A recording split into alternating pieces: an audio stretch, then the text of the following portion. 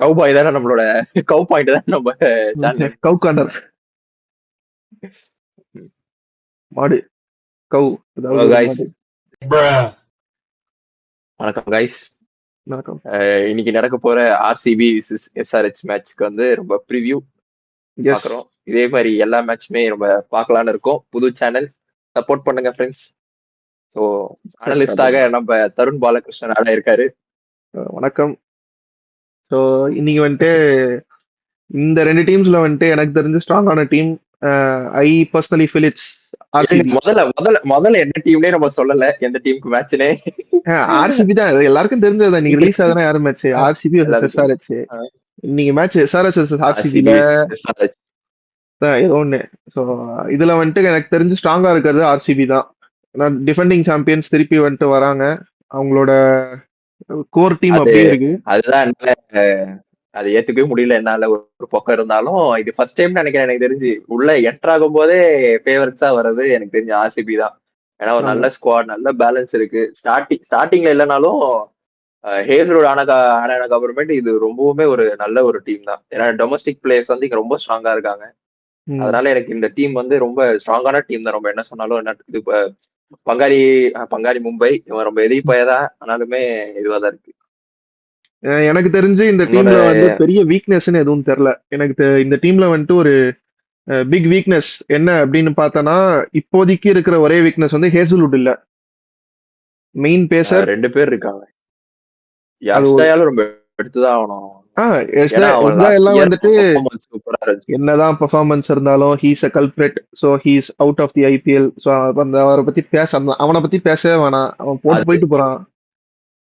அதுக்கான நான் என்ன சொல்றேன்னா, அது அந்த டீமுக்கு பாதிக்கு இருக்கு. அவன் அதை விட்டுலாம். பட் அந்த டீமுக்கு வந்து அது கொஞ்சம் இதுவாக தான் செய்யும். இல்ல எனக்கு என்ன தோணுதுன்னா, அந்த பொசிஷனுக்கு அவனுக்கு லைக் டு லைக் ரீப்ளேஸ்மெண்டா ஒரு பிளேயர் எடுத்திருக்காங்க. மங்கேஷ் யாதவா சம்திங் ஒரு பிளேயர் எடுத்திருந்தாங்க. ஸோ அந்த மங்கேஷ் வந்துட்டு எனக்கு தெரிஞ்சு யஷ் தயாலோட இன்னும் நல்ல பேஸ்ல போடக்கூடிய, பேட்டிங்கும் ஓரளவுக்கு லோவர் தி ஆர்டர்ல ரொட்டேட் பண்ணக்கூடிய ஒரு பேட்ஸ்மேன். ஸோ அதை விட ஒரு பெட்டர் இம்பாக்ட் கொடுப்பான் அப்படின்னு சொல்லிட்டு எனக்கு நம்பிக்கை இருக்கு மங்கேஷ். ஸோ மங்கேஷ் எனக்கு தெரிஞ்சு யஷ் தயாலோட இம்பாக்ட் ஜாஸ்தியா இருக்கும்னு தோணுது எனக்கு. என்ன நினைக்கிறேன்? இருக்கலாம். ஏன்னா எப்பவுமே ரொம்ப ஐபிஎல் பொறுத்த வரைக்கும் நியூ காமாடிட்டி வரும்போது அவங்களோட அனாலிசிஸ் எந்த அளவுக்கு இருக்கும்னு நம்மளுக்கு தெரியாது.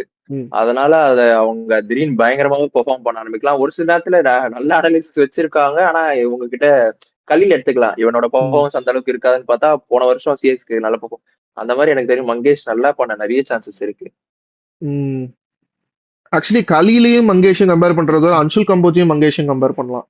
2 பேருமே டெபுட்டன்ஸ் உள்ள வந்துட்டு நல்லா பண்ணுவாங்க. இப்போ கம்போஜ் எப்படி பண்ணாங்களோ அதே மாதிரி வந்துட்டு மங்கேஷும் பண்ணலாம்னு எனக்கு பிலீஃப் இருக்கு. ஸோ உன்னோட அந்த 4 ஃபாரினர்ஸ் யார் இருப்பாங்க ஆர்சிபில? யார் ஆடுவாங்கன்னு நினைக்கிறேன்? ஆர்சிபில சால்ட் வந்துருவாரு.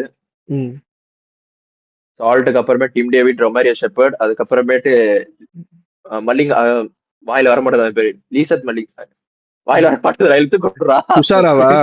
நுவான் துஷாரா? நுவான் துஷாரா வந்து என்ஓசி கிடைக்கல இன்னும். மோஸ்டா நுவான் துஷாரா ஆடுவானான்னு எனக்கு தெரியல. இன்னும் இந்தியாவுக்கு வந்த மாதிரி எனக்கு தெரியல. இப்ப வரைக்கும் ஆர்சிபி நான் இப்போ ஒரு 6-7 ஹவர்ஸ் முன்னாடி பார்க்கும் போது வரைக்கும் கூட எந்த போஸ்டும் வரல. So I guess Nuwan Dushara இன்னும் வரல, என்ஓசி கிடைக்கல. ஸோ அது அப்படி இல்லைன்னா அதுக்கப்புறம் இருக்கிறவங்க கிட்ட ஆர்சிபி கிட்ட இருக்கிற ஒரே பவுலர் வந்துட்டு டஃபி இருக்கான். டஃபி இருக்கான்ல, 4வது டஃபி இருக்கான். உங்க ஊருக்காரன் டஃபி இருக்கான். டஃபி எடுத்துட்டு போறதுக்கு அது வந்து எனக்கு என்னன்னா, டஃபி வந்து நல்ல பவுலர் தான். நியூசிலாந்து கண்டிஷன்ல ஸ்விங் கண்டிஷன்ல சம பவுலரு. நான் அதுல குறையும். அவனோட பெர்ஃபார்மன்ஸ் என்ன நம்ம வேர்ல்ட் கப்லயும் பார்த்தோம், வேர்ல்ட் கப் முன்னாடி இந்தியா சீரீஸ்லயுமே பார்த்தோம். அதுவும் சின்னசாமி ஸ்டேடியம் தான். அவனோட ஸ்விங் இல்லைன்னா முடிச்சிருவாங்க அவனை. அதுல நான் வந்து எனக்கு டவுட்டே கிடையாது, அவனை முடிச்சிருவாங்க. அதனாலதான் நான் கொஞ்சம் டவுட்டா இருக்கு எனக்கு, அவனை வச்சு ஆடுவாங்களா என்னன்ட்டுன்னு. 4 ஃபாரினர்ஸ் யாரு? என்னோட 4 ஃபாரினர்ஸ் வந்து சால்ட், பெத்தல். நான் டேவிடுக்கு பதிலாக பெத்தல் தான் போவேன். பிகாஸ் பெத்தல் இப்போ இருக்கிற ஃபார்முக்கு, வேர்ல்ட் கப்ல அவன் காமிச்ச இன்டென்ட்டுக்கு நான் நினைக்கிறது என்னன்னா, டேவிடை விட பெத்தல் வந்து இன்னும் எஃபெக்டிவா இருப்பான்னு தோணுது. ஏன்னா டேவிட் வந்து கடைசி ஒரு வருஷத்துல வந்து பெருசா பெரிய ஸ்கோர்ஸ் எதுவுமே இல்ல, 250s ஒரு 50 250 தான் அடிச்சிருக்கான். பட் பெத்தல் கடைசி ஒரு வருஷத்துல எனக்கு தெரிஞ்சு ஒரு நான் 650 550 650 கிட்ட அடிச்சுட்டு ஒரு செஞ்சுரி வேற அடிச்சிருக்கான். So international experience plus world cup இந்தியாவில் நடந்துச்சு.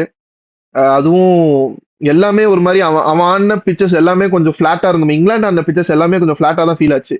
ஸோ அப்படி ஃபிளாட் கண்டிஷன்ல வந்து இவ்வளவு நல்ல ஃபார்ம் காட்டும் போது பெங்களூர் பிச்சுக்கு பெர்ஃபெக்டான பிளேயர் பெத்தல் தான் எனக்கு ஃபீல் ஆகுது. ஸோ எனக்கு என்னன்னா பெத்தல் ஆடலாம். ஆனா லாஸ்ட் இயர் வந்து டிம் டேவிடோட பெர்ஃபார்மன்ஸ் நம்ம எல்லாருமே பார்த்தோம். ஆர்சிபி நிறைய ஹியூமிலேஷன்ல இருந்து அவங்க தான் சேவ் பண்ணாங்க. பிளஸ் வந்துட்டு எங்க எனக்கு ரொம்ப இடிக்குதுன்னா பெத்தல் ஆனா நீ என்ன பொசிஷன் ஆட வைப்ப பெத்தல? பெத்தல் 4 5 6 எந்த பொசிஷன் வேணா ஆடுவானு. பெத்தல் நீ 4 வந்து 5 எப்படி 6 வேணா ஆனா அவனோட பெர்ஃபார்மன்ஸ் நம்பர் 3 அவன் பெர்ஃபார்மன்ஸ் ஸ்டாப் ஆர்டர்லாம் செம்மையா இருக்கு. எனக்கு என்ன ஒரு பெரிய இடிக்குதுன்னா இவங்க வெங்கடேஷ் ஐயர் ஆடுவாங்களா படிக்கல் ஆட வைப்பாங்களான்னு எனக்கு ரொம்ப இது இருக்கு. படிக்கல் அதுவுமே வந்து செம்ம பெர்ஃபார்மன்ஸ் காட்டிட்டான் ஆமா படிக்கல். ஆமா எனக்குமே என்னன்னா படிக்கல் தான் விளையாடணும் அப்படின்னு தோணுது. பிகாஸ் வெங்கடேஷ் ஐயர் வந்துட்டு எனக்கு என்னதான் உள்ள வந்து ஒரு பவுலிங் ஆப்ஷன் எக்ஸ்ட்ராவா இருந்தாலும் ஆல்ரெடி ஆர்சிபிக்கு நிறைய பவுலிங் ஆப்ஷன்ஸ் இருக்கு.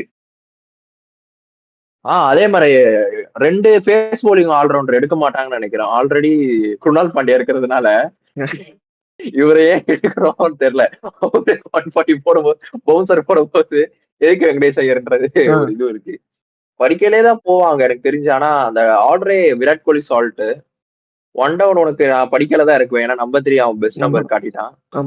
நம்பர் 4 வந்துட்டு பட்டிதார் வருவாருன்னு நினைக்கிறேன் எனக்கு தெரிஞ்சு. Patidar 5 David 6 Jitesh 7 Romario shepherd 8 Suyash வந்துருவான். பூவி பாண்டியா டஃபி அதுக்கப்புறமேட்டு குணால் பாண்டியா 8 குணால் பாண்டியா 9 வந்துட்டு மங்கேஷ் 10 வந்து டஃபி 11 புவனேஸ்வர் குமார் 12 சுயாஷ் பூவி சுயாஷ் சர்மா. இதுதான் என்னோட 11 இருக்கும். உந்து இதுதான் இருக்கும். பிளஸ் அந்த டீம் பெத்தலும் இதுவும் மாறுவாங்க. அதே மாதிரி வந்து படிக்கல் நீயும் படிக்கல் தான் சொன்ன. சோ பெரிய சேஞ்சஸ்லாம் எதுவும் இல்ல. அதேதான். என்னன்னா டிம் டேவிட ஃபர்ஸ்ட் மேட்சே எனக்கு பெஞ்ச் பண்ணுவாங்கன்றது ஒரு பெரிய டவுட் இருக்கு. ஏன்னா அவன் நல்லாவே பெர்ஃபார்ம் பண்ணிட்டான். சின்னசாமி மாதிரி ஒரு இது இல்ல. அவன் பிச்சு எப்படி இருந்தாலும் பெர்ஃபார்மன்ஸ் இருந்தாலும் சிங்கப்பூர் சித்தப்பாலாம் அச்சா எங்கேயோ போவோம். இந்த கிரவுண்ட்லாம் அவனுக்கு பிரச்சனை. ஆக்சுவல் நடுவில் தான் இது டிராப் ஆச்சு. இவங்க ஆர்சிபி வின் பண்ண கொஞ்ச நாள் கூட அவன் நல்ல ஃபார்ம்ல தான் இருந்தான். எப்படி டிராப் ஆச்சு ஏதுன்னு தெரியல. தெரிஞ்சு ஜூலை வரைக்கும் தெரிஞ்சு பெஞ்ச் பண்ணுவாங்கன்ற டவுட். அதான் ஜூலை வரைக்கும் ஜூலைல ஏதோ மேட்ச் ஆனா நியூசிலாந்து கூட தான் நினைக்கிறேன். சீரீஸ்ல கூட அவனுக்கும் பிரவீஸ்க்கும் பயங்கரமா காம்படிஷன் போச்சு. சவுத் ஆப்பிரிக்கா சீரீஸ்ல சவுத் ஆப்பிரிக்கால பிரவீஸ் ஒரு மேட்ச் அடிச்சா டீம் டேவிட் ஜூலை அதுதான் ஜூலைல அதுதான் நடந்துச்சுன்னு நினைக்கிறேன். அதனால போன வருஷம் ஜூலை சோ ஆயிருச்சு. அதனால எனக்கு இது எனக்கு ரொமாரியோ ஷெப்பர்ட் டெஃபினட்டா டிராப் பண்ண மாட்டாங்க. ஏன்னா பவுலிங்கும் கொடுத்துடுறான். பிளஸ் அவன் பேட்டிங்லயும் காட்டுன்னு காட்டிடுறான். சிஎஸ்கே கிட்டயே காட்டலாம் அதை காட்டு. அதனால அண்ட் வேர்ல்ட் கப்ல ஃபர்ஸ்ட் மேட்ச் ஹேட்ரிக் வேற 5 விக்கெட் ஹால். அதே மாதிரி எனக்கு அந்த ஃபர்ஸ்ட் மேட்ச் வந்துட்டு அவங்க பழைய அந்த டீம் தான் எடுத்துட்டு போவாங்க. அதுல சால்ட்டும் ஏன்னா ரொம்ப ஃபார்ம்ல இல்ல. அதனால அவங்க சால்ட்டுக்கு பதிலா பெத்தல் பாக்குறாங்களா இல்ல டேவிட் பதிலா பெத்தல் பாக்குறாங்களான்றதான் என்னோட இது. எனக்கு சால்ட்டுக்கு பதிலா பெத்தல் போவாங்களான்னு எனக்கு தெரியல. ஏன்னா சால்ட் வந்து கான்பிடன்ஸ் போயிடும், சுத்தமா கான்பிடன்ஸ் போயிடும். ஏன்னா வந்து ஐபிஎல்லே கொஞ்சம் லாஸ்ட் இது வேர்ல்ட் கப்லயே கொஞ்சம் ரொம்ப ஒரு மாதிரி வேவியா ரொம்ப ஒரு மாதிரி ஷேக்கியா தான் விளையாடிட்டு இருந்தான். அது ரொம்ப கன்சிஸ்டன்டாவும் இல்ல, எதுவுமே அடிக்கல. இங்கிலாந்து டாப் ஆர்டரே மட்டியா தான் இருந்துச்சு. சோ ஒரு கான்பிடன்ஸ் கொடுக்கறதுக்காக இப்ப இந்த பிராக்டிஸ் மேட்சஸ்ல எல்லாம் பட்லர்லாம் என்ன மாதிரி பிளேயரு அவன் என்ன பண்ணானே தெரியல இந்த வேர்ல்ட் கப். அப்படியே ஜிடியோட ரிவ்யூ வரும்போது தெரியும். பட்லர் வந்துட்டு நான் நிறைய வச்சிருக்கேன். பட்லருக்கு சொல்றேன் ஜிடி ரிவ்யூ தான் இருக்கு, ஆக்சுவலி பெருசா இருக்கு. சோ எனக்கு தெரிஞ்சு இவன் பெத்தல் வந்துட்டு 4 or 5 விளையாண்டாதான் பெர்ஃபெக்டா இருக்கும். 4 தான் எனக்கு தெரிஞ்சு கரெக்டான இது. நல்லா இருக்கும். ஏன்னா படிடர் இருப்பான். சோ படிடர் இருக்கிறதுனால ஃபர்ஸ்ட் மேட்சே பெஞ்ச் பண்ணுவாங்கன்ற ஒரே டவுட் தான். ஃபர்ஸ்ட் மேட்சே பெஞ்ச் பண்ணுவாங்கன்றது ஒரே டவுட் தான். பாப்போம். அடுத்து நம்ம பாயிண்ட் தான் நான் சொல்றேன். மத்தபடி எஸ்ஆர்ஹெச்க்கு எனக்கு ஒரு டிஃபரெண்டான ஒப்பீனியன் இருக்கு. நான் ஃபர்ஸ்ட் என்ன நினைச்சேன்னா எஸ்ஆர்ஹெச்சோட பவுலிங் வந்து வீக் தான் அப்படின்னு நினைச்சேன். அவங்க பிராக்டிஸ் மேட்சை பார்த்ததுக்கு அப்புறம் தான் எனக்கு தெரியுது நிஜமாலுமே அது ரொம்ப வீக்குன்னு. இஷா என்ன ஸ்கோர் அடிக்கிறானுங்க, அவனுக்கு டாப் ஆர்டரே அந்த அடி அடிக்கிறானுங்க. அப்படி இருக்கும் போது அது எனக்கு தெரியல. ஷமி விட்டாங்க. ஆக்சுவலா இந்த தடவை ஷமி சம ஃபார்ம்ல இருக்காரு. ஆனா ஷமியை ஆமா விட்டாங்க இவங்க. அது ஒரு பெரிய ஷமி இந்த பெரிய தடவை நல்ல மைனஸ், ஃபார்ம்ல இருக்காங்க. செம பெரிய மைனஸ். பெரிய மைனஸ் அது. கமின்ஸ் இல்ல.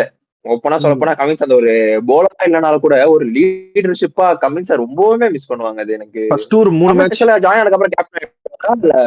ஆமா ஜாயின் ஆனதுக்கு அப்புறம் கேப்டனா கண்டினியூ பண்ணுவோம். ஃபர்ஸ்ட் 3 மேட்சோ சம்திங் கமின்ஸ் இல்ல, first 2 to 3 matches something Cummins இல்ல.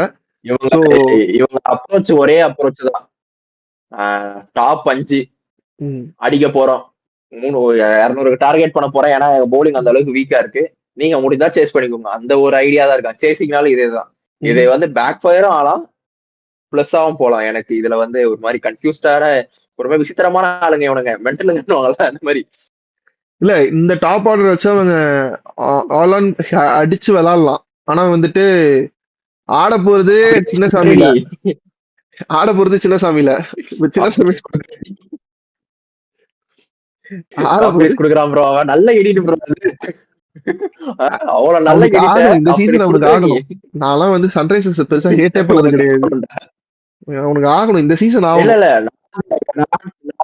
21 ஹேட் பண்ண ஆரம்பிச்சிட்டேன். என்னைக்கு அவனை வார்னர் உட்கார வச்சானுங்களோ அன்னைக்கு ஆரம்பிச்சது எனக்கும் அவனுக்கு கூப்பாங்க. வார்னர் மட்டுமா, வில்லியம்சன் உட்கார வச்சானுங்க, வில்லியம்சனை வெள்ள அமிச்சானுங்க, வார்னர் வெள்ள அமிச்சானுங்க, விட்டானுங்க அவனுங்க. சூப்பரா இருக்கும். 2018 இந்த கேம்லாம் இருக்காதுங்க. 2018-19 140 160 தான் முடிஞ்சா அடினுவானுங்க. அவ்வளவு சூப்பரா இருக்கும் போலிங். பூவினாலோ தள்ளிடுவான். ரொம்ப ரஷீத் கான்லாம் பிரைம் ஃபார்ம்ல இருந்தான், அவனை தள்ளிடுவான். மிச்சர்லாம் யார் அவங்க கிட்ட இருந்தது? 40 ரன் தான் வரும். ஒரு இதுல பிராத் ஒயிட், ஒரு சீசன் பிராத் ஒயிட், ஒரு சீசன் ஹோல்டரு, அதெல்லாம் வச்சு ஃபைனல் சொன்னாங்க. கேன் வில்லியம்சன் வந்துட்டு இப்போ டெஸ்ட் மேட்ச் ஆடிட்டு இருக்காருன்னு நினைக்காதீங்க. 2018 ஆரஞ்சு கேப் பின்னரே அவர்தான் செம்ம ஃபார்ம்ல இருந்தாங்க. அவனும் இறங்குவான், தவானும் இறங்குவான், கேமை முடிச்சுட்டு போயிருவானுங்க. சென்னை கிட்ட மட்டும் தான் அவனுங்க இது சொதப்பாங்க தவிர மிச்ச எல்லா டீமும் அவனுங்க. வில்லியம்சன் தவான் போனதுக்கு அப்புறம் பேஸ்டோ வார்னருமே வந்துட்டு செம இதுல இருந்தானுங்க. அவங்க இத்தனைக்கும் அந்த டைம்லயே சும்மாவே 220 அடிப்பானுங்க. 200 220. 2019 எஸ்ஆர்எச் ஆர்சிபிக்கு தான் match, first match. Warner Bairstow ஸ்கோரோட ஆர்சிபி ஸ்கோர் கம்மின்னு நினைக்கிறேன், எனக்கு தெரிஞ்சு 1 ரன் கம்மின்னு நினைக்கிறேன். அது தெரியல. ஆனா அந்த மாதிரி வந்துட்டு ஒரு சூப்பரான ஒரு டீம் 140 அடிப்பா. சூப்பர் பேலன்ஸ் இருக்கும். ஆக்சுவலா பேலன்ஸுக்கு பேலன்ஸ் ஆல்ரவுண்டர் இருப்பாங்க. யார் இவங்களோட இது? சந்தீப் சர்மா, சித்தார்த் கவுலி, இவங்க தான் இவங்களோட மெயின் போலர். நல்ல லைன் அண்ட் லென்த் இருக்கும், சூப்பரா இருக்கும் இவங்க டீமே. இப்ப இந்த டீமை பார்த்த அப்படின்னா அப்பயுமே வந்துட்டு ரொம்ப எக்ஸ்பீரியன்ஸ்டான பவுலிங் சைடு எல்லாம் இல்ல, ரொம்ப எக்ஸ்பீரியன்ஸ்டு பவுலிங் எதுவும் இல்ல. ஒரு சைடுல புவி இருப்பான், புவி மட்டும் தான் அந்த சைடுல இருப்பான், மத்த எல்லாருமே யங்ஸ்டர்ஸ். அப்ப ரஷீதுமே யங்ஸ்டர் தான். ரஷீத் அங்க யங்ஸ்டரு, சந்தீப் சர்மா யங்ஸ்டரு. அவனை சொல்லாத, அவன் வயசே எனக்கு என்னன்னு தெரியல, அவனை மட்டும் சொல்லாத. சரி அவன் வயசு இருக்கும்டா, யங்ஸ்டர் தான். ஆக்சுவலா இது ஒண்ணு இருக்கு, சஞ்சய் சாம்சனே ரொம்ப நாள் யங்ஸ்டர் சொல்லியிருந்தாங்க. அப்புறம் தான் சொல்றேன், அவர் 2014 இருந்தே ஆடிட்டு இருக்காரு. வயசு வச்சு சொல்லாதீங்க, அவர் சீசன் கேம்பெயின் தான். நாங்க ரஷீத் கான வந்து டெபியூட்டன்ட் ஒரு புது ஃபேஸ் சொல்லு, யங்ஸ்டர் நான் ஒத்துக்க மாட்டேன். சரி இருந்தாலும் அவங்க வந்து இந்த சைடு வந்து ரஷீத் கான் இப்போ நீ கொட்டாய் விட்டல, அங்க வந்துட்டு ரஷீத் கான சாம் காரனோட போட்டோ போட்டுரு. சின்ன வயசு போட்டோ ஒண்ணு இருக்கும் தெரியுமா? சோ அவங்க எப்பயுமே வந்து அந்த எக்ஸ்பீரியன்ஸ்டு பவுலிங் யூனிட் எல்லாம் வச்சுக்கல, பட் லீட் பண்றதுக்கு ஒரு எக்ஸ்பீரியன்ஸ்டு பவுலர் இருந்தாங்க கூட, வந்துட்டு அதை லீட் பண்ணி கொண்டு போற மாதிரி தான் இருந்துச்சு. பட் இப்ப எப்படி இருக்குன்னா, டீம்ல எல்லாம் எக்ஸ்பீரியன்ஸ் பவுலர்ஸ் இருக்காங்க, ஆனா அது ஒரு மாதிரி திகட்டுற மாதிரி இருக்கு இந்த யூனிட்டே. இப்ப ஹர்ஷல் பட்டேல், உனத்கத் 2 பேருமே வந்து ஒரு மாதிரி ஸ்லோவர் ஒன்ஸ் போட்டு டெத் ஓவர்ஸ்ல இது பண்ற பவுலர்ஸ் தான். ரன்னும் போகும், விக்கெட்டும் வரும், அப்படி இருக்கிற பவுலர்ஸ் 2 பேரையுமே அட் டைம்ல விளையாட வைக்கிறாங்க அப்படின்னா அது வந்து ஒரு பெரிய மைனஸ் ஆகும் எஸ்ஆர்ஹெச்க்கு. ஒருத்த அடி வாங்கினா முடிஞ்சு போச்சு. எனக்கும் அது தோணுச்சு. போன வருஷம் இது வச்சு, ஏன்னா இது வந்து சின்ன சாவி ஸ்டேடியம், ஸ்லோவர் ரன் போட்டு மிஸ்டேக் ஆனா கூட போயிடும். அந்த டீம் டேவிட் ரமரிஷப்பட்டுக்கெல்லாம் மாட்டுச்சுன்னா டெத் ஓவர்ல கைட்டு குத்துருவாங்க. இவங்களுக்கு பொறுத்த வரைக்கும் அதுதான் இவங்களுக்கு ஒரே அப்ரோச் நம்மளுக்கு தெளிவா தெரிஞ்சிருச்சு. அந்த 4 பேர் டாப் 4 அவனுங்க அடிக்க போறானுங்க, அதுக்கப்புறம் ரிசல்ட் என்னன்றதுதான் உங்களுக்கு. இதுல பிளேயிங் லெவன் என்னது? இந்த நான் ஃபர்ஸ்ட் ஃபாரினர்ஸ் சொல்லிடுறேன். என்னோட 4 ஃபாரினர்ஸ் இப்போ இந்த மேட்சுக்கு வந்துட்டு லியம் லிவிங்ஸ்டன் இருக்கான். So Liam Livingstone, Heinrich Klaasen, அப்புறம் பிரைடன் கார்ஸ் இந்த பிளேஸ் ஆஃப் பேட் கமின்ஸ். அப்புறம் ஐ கெஸ் இந்த 3 ஃபாரினர்ஸ் வச்சு மட்டுமே போயிடலாம் தான் எனக்கு தோணுது. அண்ட் ஹெட் சாரி ஓப்பனிங்ல Head. So 4 foreigners. Eshan Malinga இருக்கான். பட் ஈஷன் மலிங்காவா பிரைடன் கார்ஸா அப்படின்னா பிரைடன் கார்ஸ் ஆல்மோஸ்ட் 145 பிளஸ் பேட்டிங்க்கு வந்துட்டு சுத்தி சுத்தி அடிப்பான். இது மோர் லைக் இவன் தான் ஓவர்டன் மாதிரி தான். ஸோ அந்த ஆப்ஷனுக்கு தான் போவாங்க. ஏன்னா கமின்ஸோட பேட்டிங் கான்ட்ரிபியூஷன் ஏதோ ஒன்று இருக்கும்ல. ஸோ அதை மேட்ச் பண்ற மாதிரி தான் போவாங்க. ஃபாரின் 4 பேர் சொல்லு. Head, Livingstone, Heinrich Klaasen, Brydon Carse. நீ லிவிங்ஸ்டன் ஆட வைக்கிறதுக்கு நான் லீசன் மல்லிங்காவை ஆட வச்சிருவேன். அவன் பிளேயிங் லெவலே இருக்க கூடாது. நீ ரீசன்ட் ஃபார்ம் எது எடுத்து பார்த்தாலுமே எனக்கு லிவிங்ஸ்டன் இப்ப ஆக்சுவலி நல்ல ஃபார்ம்ல இருக்காங்க. இல்ல லிவிங்ஸ்டன் இப்ப நிஜமாலே நல்ல ஃபார்ம்ல இருக்கான். 100லயுமே வந்துட்டு டீசென்டா லாஸ்ட் இயர் 100. அதுக்கப்புறம் பிபிஎல் இப்போ எனக்கு தெரிஞ்சு பெரிய பெர்ஃபார்மன்ஸ் இல்ல, பட் டீசென்டான ஒரு பெர்ஃபார்மன்ஸ் இருந்துச்சு. பிராக்டிஸ் மேட்சஸ்லயும் வந்துட்டு நல்லா அடிச்சிருக்கான். நல்லா ஸ்ட்ரைக் ரேட்ல அடிச்சிருக்கான். லாஸ்ட் சீசன் கமின்ஸோட லீசன் மல்லிங்கா நல்லா பண்ணிருக்கான். நீ பார்த்தனா லீசன் மல்லிங்கா நல்லாவே பண்ணான். நல்லாதான் போட்டான்.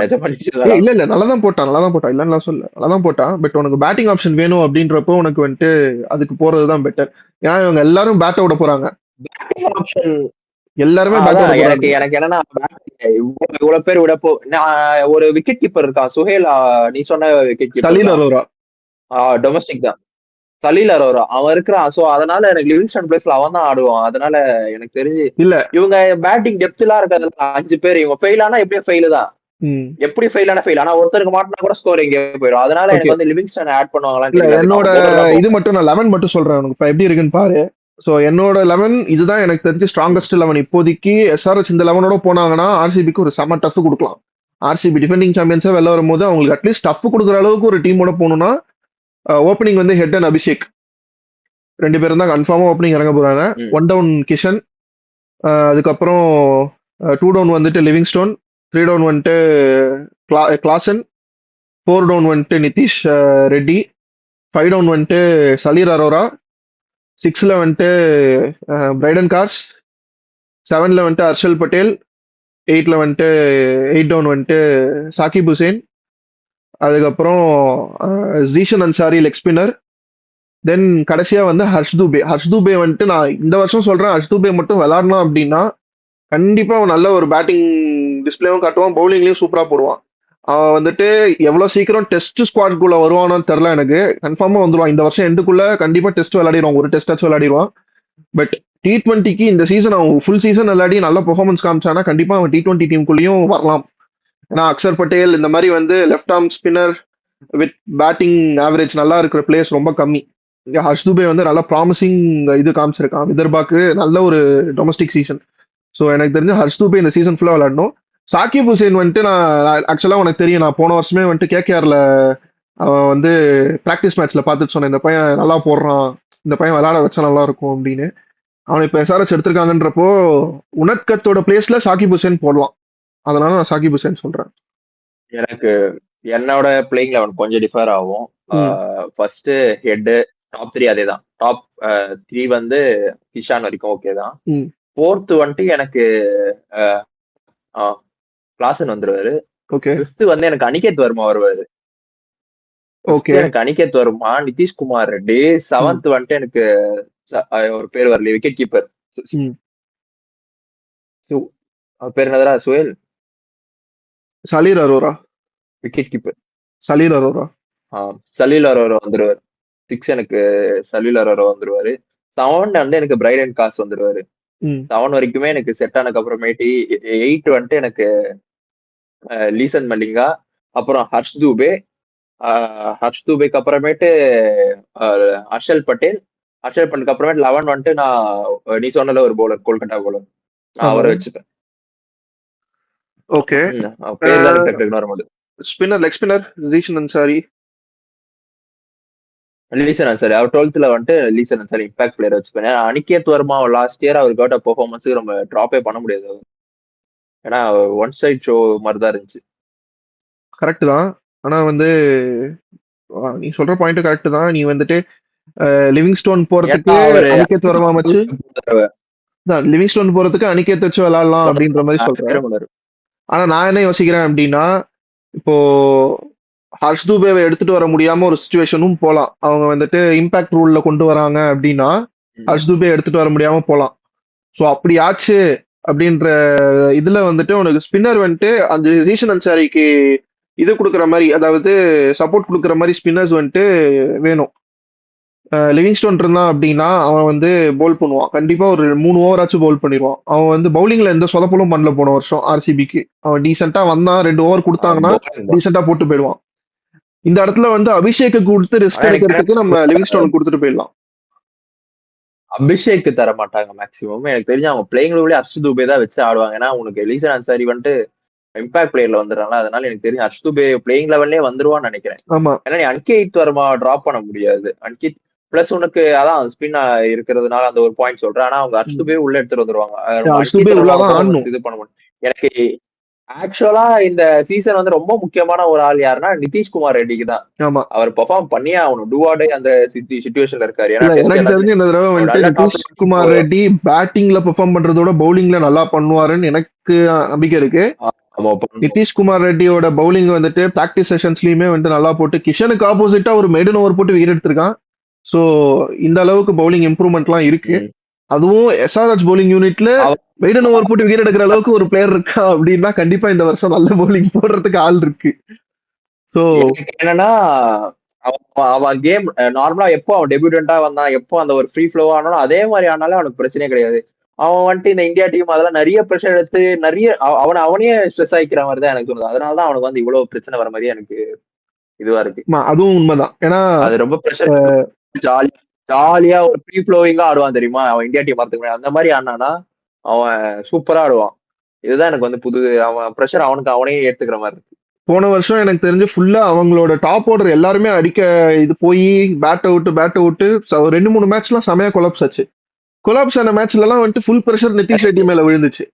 ஸோ நிதிஷ் ரெட்டி அதை ஆடியே ஆகணும், அந்த இடத்துல வந்துட்டு நின்னே ஆகணும்ன்ற ஒரு சுச்சுவேஷன் வந்ததுக்கு அப்புறம் அந்த பையன் என்ன பண்ணுவான்னு எனக்கு தெரியல. ஆனா இவன் ஒரு எக்ஸ்பீரியன்ஸ் கேம்பெயினர். ஏன்னா அன்கித் வர்மா அந்த நேரத்துல வந்து ஒரு சில நேரத்துல நல்லா ஷோ பண்ணான் அந்த ஒரு சின்ன சிச்சுவேஷன்ல எல்லாம். அப்போ ஒரு இந்தியன் பிளேயர், நீ இந்தியன் பிளேயர் ஆயிட்டா, ஒரு இன்டர்நேஷனல் பிளேயர் ஆயிட்டா நீ அந்த இடத்துல ஷோ பண்ணி தான் ஆகணும். ஏன்னா காம்படிட்டர்ஸ் எல்லாம் யாரும் இந்தியா டீம்ல பார்த்தா ஒரு பக்கம் ஹர்திக் பாண்டியா, சிவம் தூபே அந்த மாதிரி இருக்கும்போது நீ அது பண்ணிதான் ஆகணும்.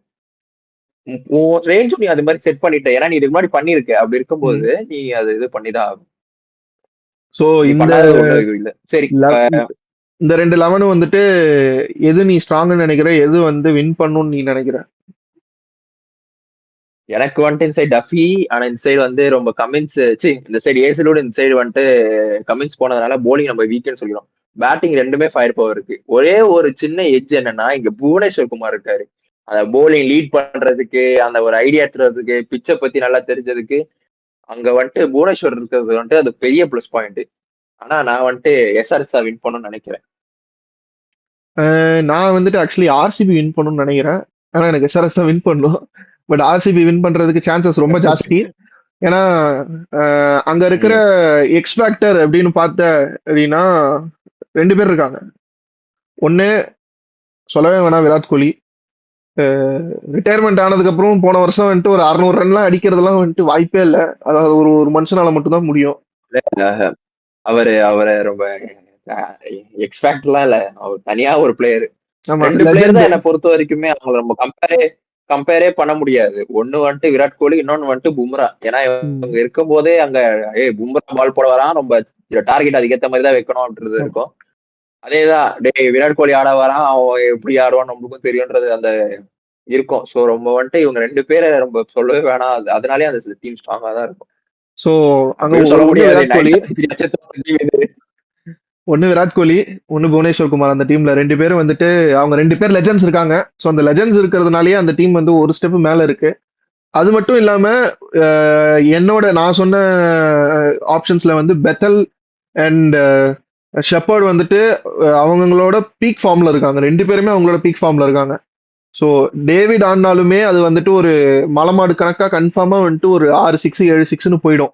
அதே மாதிரி பெத்தல் ஆடினானா ஒரு பிக் ஸ்கோர் வரதுக்கு சான்ஸ் இருக்கு. ஸோ அது வந்துட்டு ஒரு மாதிரி அந்த டீமே வந்துட்டு நாங்க த்ரெட்டன் பண்ற மாதிரி தான் வராங்க. நாங்க வந்துட்டு கப் அடிச்சுட்டு திருப்பி வரோம், திருப்பி நாங்க ஃபர்ஸ்ட் மேட்சே உங்களை போட்டு அடிக்க போறோம் அப்படின்னு தான் வராங்க. அதான் நானும் சொல்றேன், இந்த மாதிரி எல்லாம் நடந்ததே கிடையாது. ஆனா நடக்குது, எனக்கு எப்படின்னே புரியல. தினேஷ் கார்த்திக் தான் நம்ம வந்து இந்த கிரெடிட்ஸ் எல்லாம் கொடுக்கணும். அந்த டீம் இன்வால்வ்மெண்ட், அப்புறம் இப்ப ஆக்ஷன்ல அவங்க பெர்ஃபார்மன்ஸ் எல்லாமே தினேஷ் கார்த்திக் தான் சொல்லி ஆகணும். பிரின்ஸா இது வரைக்கும் இந்த மாதிரி நடந்ததே இல்லை. இதான் முதல் தடவை. கரெக்ட். ஸோ அந்த மாதிரி தான் இப்போ இந்த வருஷம் இருக்கு. ஃபர்ஸ்ட் மேட்ச் ஆர்சிபி ஜெயிக்குது அப்படின்னா, போன வருஷமா எனக்கு தெரிஞ்சு ஃபர்ஸ்ட் மேட்ச் ஆர்சிபி தான் ஆடினாங்கன்னு நினைக்கிறேன். கரெக்டா? நம்ம கூட தான் ஆடினாங்கன்னு நினைக்கிறேன். சிஎஸ்கே இல்ல, கேகேஆரோட.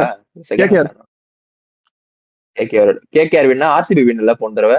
நம்ம ஆர்சிபி தான் ஃபர்ஸ்ட் மேட்ச் வின் பண்ணாங்க. இதே மாதிரி திருப்பி ஆர்சிபி வந்துட்டு அவங்க ஹோம் கிரவுண்ட்ல ஸ்டார்ட் பண்றாங்க. போன வருஷம் வந்துட்டு இடன் கார்டன்ஸ்ல ஸ்டார்ட் ஆச்சு. ஹோம் கிரவுண்ட்ல ஸ்டார்ட் பண்றாங்க. ஹோம் கிரவுண்ட்ல ஸ்டார்ட் பண்றது கன்ஃபார்மா வின்னோட ஸ்டார்ட் பண்ணாங்கன்னா திருப்பி அவங்க வந்துட்டு ஒரு டஃப் கொடுப்பானுங்க. டாப் 4 வருவாங்கன்னு நினைக்கிறியா? 3 ஸ்டார் வேற. 3 ஸ்டார், 1 ஸ்டார் வந்துருவான்டா. 3 ஸ்டார் இல்ல, ஐபிஎல்ல 1 தான். எல்லாத்தையும் தூக்கி ஒட்டிப்பாங்க. அப்ப நான் 7 ஸ்டார் ஒட்டிப்பேன் மேல, பரவாயில்லையா? என்ன என்ன என்ன கிடைக்குது? என்ன நினைக்கிறேன்? ரஜினி முருகன்ல சொல்லுவான்ல, மொத தடவை ஆம்பளை சரி போட்டிருக்கேன் பார்த்து நல்லா இருக்கா அப்படி. எனக்கு இது டாப் 4 கண்டிப்பா வந்துடும். டீம் பேலன்ஸ் இருக்கு, ஆல்ரவுண்டர் இருக்காங்க. ஹேசல்வுட் வர வரைக்கும் தான் அந்த டைமே தவிர மத்தபடி வந்துருவாங்க. எனக்கு டாப் 4ல வருவாங்க. ஆனா எனக்கு ஒரே ஒரு இது என்னன்னா, ஹேசல்வுட் பேக் அடிச்சுட்டா கண்டிப்பா மாட்டிப்பாங்க. 100% சொல்றேன், கண்டிப்பா மாட்டிப்பாங்க. ஏன்னா அவங்கள தோக்க போற மேட்ச்ல காப்பாத்துறதெல்லாம் ஹேசல்வுட்டா தான் இருந்துச்சு போன வருஷம். இந்த வருஷம் புவி மட்டும் தனியா அதை மேனேஜ் பண்ணோம் அப்படின்னா ரொம்ப கஷ்டம். டஃபி வந்துட்டு எக்ஸ்பீரியன்ஸ் இல்லை, பட் நல்ல பவுலர். ஸோ ஹேசல்வுட் இம்பாக்ட் டஃபியால கொடுக்க முடியாது கண்டிப்பா. ஸோ ஐ கெஸ் இந்த வருஷம் வந்துட்டு ஹேசல்வுட் வந்துட்டாங்க அப்படின்னா வந்து ரொம்ப போல்ட்டை தவிர ரொம்ப அவ்வளவு நிறைய பேர் அவ்வளவு ரேட் பண்ண முடியாது. ஏன்னா அவங்க ஸ்விங் கண்டிஷன்ல ஆடுறது வேற, இங்க ஆடுறது எல்லா பிச்சு ஆடுறது வேற. அதனால நம்ம அந்த ஜாக் ஃபோக்ஸ் எல்லாம் வந்து சொல்லுவாங்க செம்மையா ஸ்விங் பண்ணாரா அதுரா இதுரான்னுவாங்க. ஆனா என்ன அடி வாங்கினா நம்மளுக்கே தெரியும். அதனால ரொம்ப நியூசிலாந்து போலர்ஸை வந்து போல்ட்டை மட்டும் ஒதுக்கி வச்சிருங்க, அது மிச்சதெல்லாம் இதுவா இருக்கும். ஸோ ஆர்சிபி தான் உன்னோட வின்னிங் ப்ரெடிக்ஷன். சரி, பர்சன்டேஜ் 100க்கு நீ உங்களுக்கு எவ்வளவு தருவ? லைக் வின்னிங் பர்சன்டேஜ் வந்து நான் ஆர்சிபிக்கு வந்துட்டு ஒரு 75% தருவேன். எஸ்ஆர்ஹெச்க்கு வந்துட்டு ஒரு 25%. நான் எஸ்ஆர்ஹெச் 60 தரேன், ஆர்சிபிக்கு 40 தரேன். 43? ஓகே.